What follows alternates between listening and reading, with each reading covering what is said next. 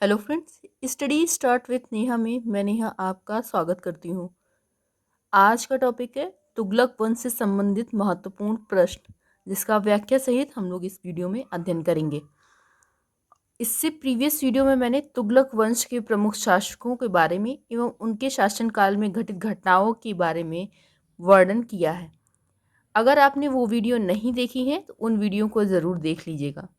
उन वीडियो का मैंने लिंक इस वीडियो की डिस्क्रिप्शन में दे दिया है, तो जिसने भी वो वीडियो नहीं देखी है सबसे पहले उस वीडियो को देख लीजिए। तो चलिए स्टार्ट करते हैं। आज की वीडियो में मोहम्मद बिन तुगलक से संबंधित कुछ प्रश्न, फिरोज शाह तुगलक से संबंधित कुछ प्रश्न और गयासुद्दीन तुगलक से संबंधित महत्वपूर्ण प्रश्न, जो कि तुगलक वंश के महत्वपूर्ण शासक थे। तो चलिए स्टार्ट करते हैं। पहला प्रश्न है, किस सुल्तान ने कृषि के पुनरुद्धार के लिए कृषकों को सरकारी खजाने से ऋण सौंदर्य देने की प्रथा का प्रारंभ किया था? अगर आपने मेरी वीडियो देखी हुई है तो आपको पता होगा इसका आंसर मोहम्मद बिन तुगलक है। मोहम्मद बिन तुगलक ने कृषकों को सहायता प्रदान करने के लिए दीवान कोही नामक कृषि विभाग की स्थापना की थी, जिसका प्रमुख अमीर कोही था। वह राज्य की तरफ से कृषि विभाग हेतु सौंदर्य या तकावी कृषि ऋण प्रदान करता था।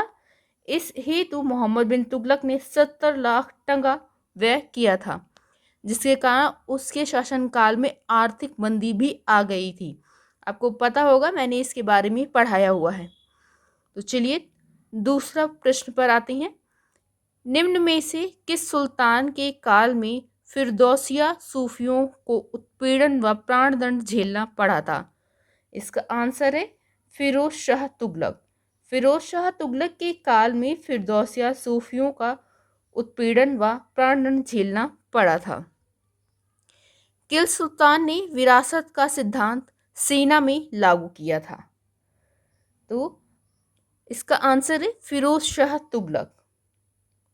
फिरोज शाह तुगलक ने सेना में विरासत का सिद्धांत लागू किया। उसके काल में सैनिकों की नियुक्ति वंशानुगत आधार पर होने लगी और सैनिकों को भी वेतन जागीर के रूप में दिया जाने लगा था। तुगलक साम्राज्य विभक्त था कितने प्रांतों में? तो जैसा कि आंसर लिखा हुआ है, 23 प्रांतों में या मुक्तों में तुगलक साम्राज्य विभक्त था। तुगलक साम्राज्य 23 मुक्तों या विशाल प्रांतों में विभक्त था। इसमें कश्मीर, बलूचिस्तान, पूर्वांचल के क्षेत्रों के अतिरिक्त लगभग सारा उपमहाद्वीप संबंधित था। स्वर्गद्वारी नामक शिविर किस सुल्तान से संबंधित था? स्वर्गद्वारी नामक शिविर मोहम्मद बिन तुगलक से संबंधित था। मोहम्मद बिन तुगलक द्वारा गंगा नदी के तट पर 1339 ईस्वी में यह स्थापित किया गया था। चलिए अगले क्वेश्चन पे आते हैं। भारत में तुगलक वंश का संस्थापक कौन था? भारत में तुगलक वंश का संस्थापक गयासुद्दीन तुगलक था। ठीक है, ये जो गयासुद्दीन तुगलक था ये अलाउद्दीन के सेनापतियों में था। ठीक है, ये गाजी मलिक तुगलक के नाम से था। इसने तुगलक वंश की स्थापना की थी। इसकी माता जो थी वो हिंदू जाट महिला थी तथा पिता एक कोरोना तुर्क थे जो बलबन के दास थे। गयासुद्दीन तुगलक अलाउद्दीन खिलजी के शासनकाल में कई महत्वपूर्ण अभियानों का अध्यक्ष भी रहा था तथा उसे दीपालपुर का राज्यपाल नियुक्त किया गया था।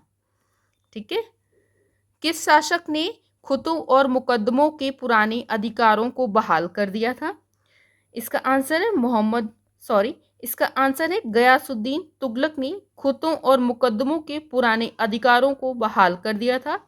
इसने दीवान ए वजारत को आदेश दिया था कि इक्ता की मालगुजारी में एक वर्ष में 1/10 या 1/11 से अधिक वृद्धि ना की जाए। मैं फिर से कह रही हूँ, अगर आपने वीडियो नहीं देखी है प्रीवियस वीडियो देख लीजिएगा, जिससे आपको ये प्रश्न याद करने में बहुत ही सहायता प्राप्त होगी और ये सभी प्रश्न सभी परीक्षाओं के लिए बहुत ही उपयोगी सिद्ध होंगे। इसी व्याख्या सहित बताई जा रही है। अगर आप इसे कहीं नोट करते हैं तो आपके एग्जाम के लिए बहुत ही महत्वपूर्ण भूमिका अदा करेंगे।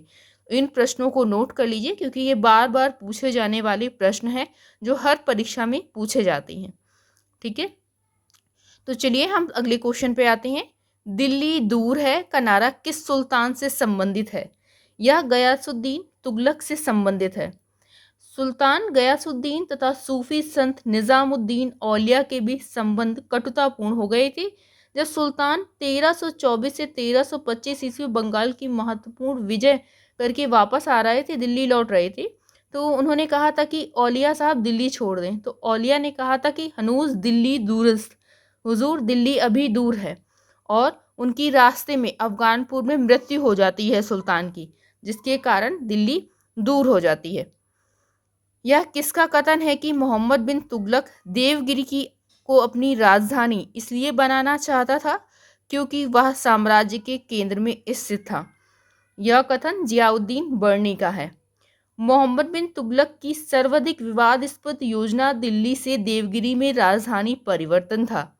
ये आपने वीडियो में भी देखा होगा कि कितनी कष्टतापूर्ण उसने राजधानी परिवर्तित किया एवं कठोरतापूर्वक उसने नियमों को लागू किया। देवगिरी दौलताबाद का राजधानी को बनाए जाने के कारणों के विषय में विद्वानों के मतों में भिन्नता है। जियाउद्दीन वर्नी के अनुसार साम्राज्य के केंद्र में होने के कारण देवगिरी को राजधानी बनाया गया था, और वहीं इब्न बतूता बताता है कि यह जनता को दिया जाने वाला एक दंड स्वरूप था। ठीक है, चलिए नेक्स्ट क्वेश्चन पे आते हैं। मोहम्मद बिन तुगलक अपनी राजधानी दिल्ली से कहाँ ले गया था? तो दौलताबाद ले गया था। मोहम्मद बिन तुगलक द्वारा चलाई गई सांकेतिक मुद्रा किस धातु की थी? मोहम्मद बिन तुगलक द्वारा चलाई गई मुद्रा तांबी की धातु की थी। ठीक है, मोहम्मद बिन तुगलक ने चांदी के सिक्के के स्थान पर, क्योंकि चांदी की कमी हो गई थी, तो उसके स्थान पर उसने तांबे का सिक्का प्रतीक मुद्रा के रूप में प्रचलित किया था। प्रतीक मुद्रा पर अरबी तथा फारसी दोनों भाषाओं में लेख थे। मैंने इस अपनी प्रीवियस वीडियो में बताया है कि यह पहला शासक नहीं था जिसने सांकेतिक मुद्रा का प्रचलन किया था। इसके पूर्व भी चीन में कुबलई खां के समय में सांकेतिक मुद्रा का प्रयोग किया जा चुका था, जो कि बहुत ही सफल रहा था। तो नेक्स्ट क्वेश्चन है, इब्न बतूता के अनुसार दिनार नामक स्वर्ण मुद्राओं का प्रचलन किसने कराया था? मोहम्मद बिन तुगलक ने। मोहम्मद बिन तुगलक द्वारा जारी स्वर्ण सिक्कों को इब्न बतूता द्वारा दिनार की संज्ञा दी गई है।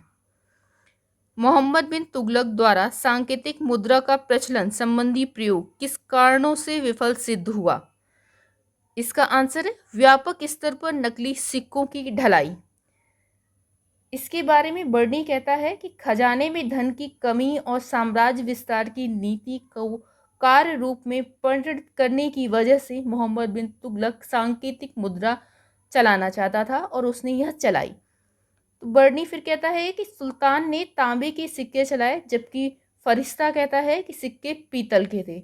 संभवतः दोनों ही धातुओं के सिक्के चलाए गए थे, लेकिन इसका असर यह होता है कि इस पर कोई भी सरकारी मोहर ना होने के कारण और तांबे की धातु जो कि बहुत ही सफलता से प्राप्त हो जाती है, प्रत्येक जनता ने इसका दुरुपयोग किया। उसने, क्योंकि यह चांदी के सिक्कों के बराबर ही थी, इसने सभी ने अपने अनुरूप इसकी ढलाई प्रारंभ कर दी एवं कर जो कि चांदी की और सोने की मुद्राओं से दिया जाता था, उन्होंने तांबे की मुद्रा से देना प्रारंभ कर दिया और घर घर में टकसाल खुल गए, जिसके कारण मोहम्मद बिन तुगलक की जो भी नीतियां थी वो विफल हो गई, क्योंकि अर्थव्यवस्था में बहुत ज़्यादा गिरावट आ गई।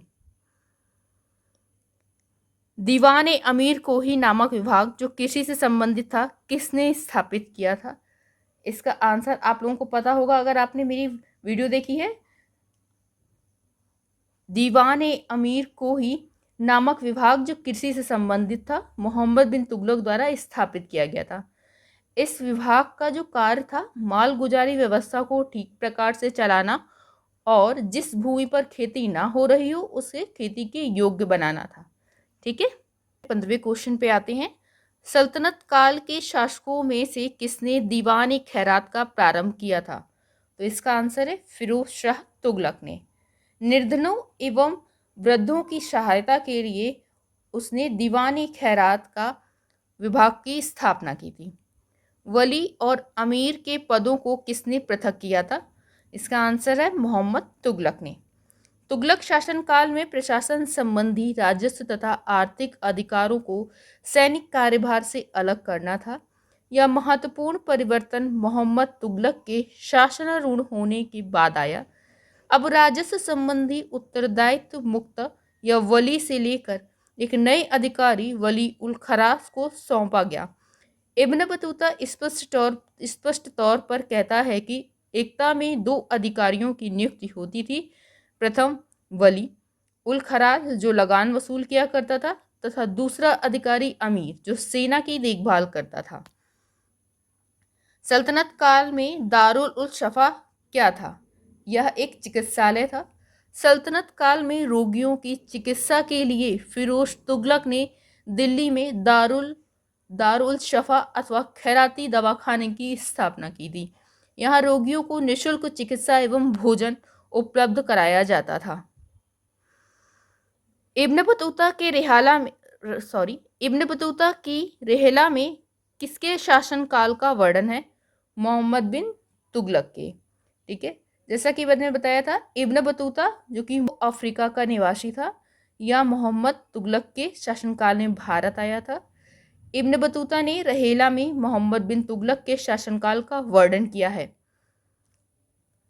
रहेला का लेखक कहाँ का यात्री था? इसका आंसर आपको मिल चुका होगा।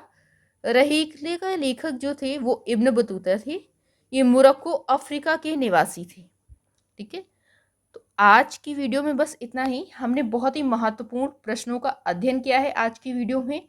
आई होप कि आपको ये वीडियो अच्छी लगी होगी। अगर आपको वीडियो अच्छी लगी है तो प्लीज़ इसे लाइक कीजिएगा और सब्सक्राइब कीजिएगा और फ्रेंड्स की हेल्प के लिए इसे शेयर कीजिएगा। और इस वीडियो के माध्यम से आप अच्छी जानकारी प्राप्त कर सकते हैं, तो प्लीज़ अपने फ्रेंड्स की हेल्प के लिए इसे ज़रूर से ज़रूर शेयर करें। आज के लिए बस इतना ही। Thank you friends.